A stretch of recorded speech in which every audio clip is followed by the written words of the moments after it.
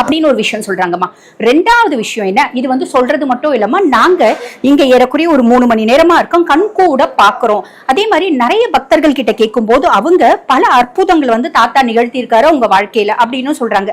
சரி, அதை வந்து பின்னாடி பார்க்கலாம். ரெண்டாவது என்ன வழிபாடு அப்படின்னா 7 விளக்கு 7 சுற்று 7 வாரம் நம்ம வந்து பாத்தீங்கன்னா தாத்தா வந்து வணங்கிட்டு போகும்போது உன்னோட பிரச்சனைகள் என்ன, உன்னோட என்ன குமுறல்கள் என்ன, உன்னோட வேண்டுதல்கள் என்ன, உன்னோட வாஞ்சைகள் என்ன, உன்னோட ஆசைகள் என்ன, என்ன வேண்டும் உனக்கு, நீ கேட்கறத கேட்ட மாதிரியே கேட்ட க்ஷணத்திலே உனக்கு அருளக்கூடிய மனசு எனக்கு இருக்கு அப்படின்றதுதான் வந்து பாத்தீங்கன்னா தாத்தா கோயிலோட மகிமை.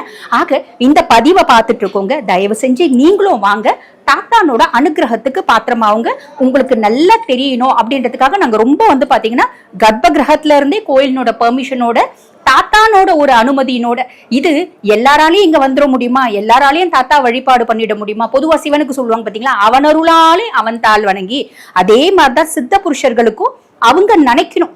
நான் ஒரு முறை வந்து எங்க சிஸ்டர்ல சொன்னாங்க, அம்மா அந்த கோயிலுக்கு போயிட்டு வரலாம், நிறைய நல்லது நடக்கும் அப்படின்னு.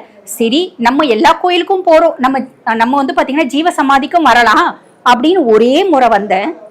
ஒரு முறை வந்து நான் வழிபாடு பண்ணேன், ரொம்ப உள்ளன்போட ஆத்மார்த்தமா வழிபாடு பண்ணனா சொல்றதுக்கு இல்ல, வந்த வழிபாடு பண்ண. அந்த வழிபாடு பண்ணதனோட பிராப்தமே இன்னைக்கு அவரை பத்தி பேசுறதுக்கான ஒரு வாய்ப்பை எனக்கு ஏற்படுத்தி கொடுத்திருக்காரு.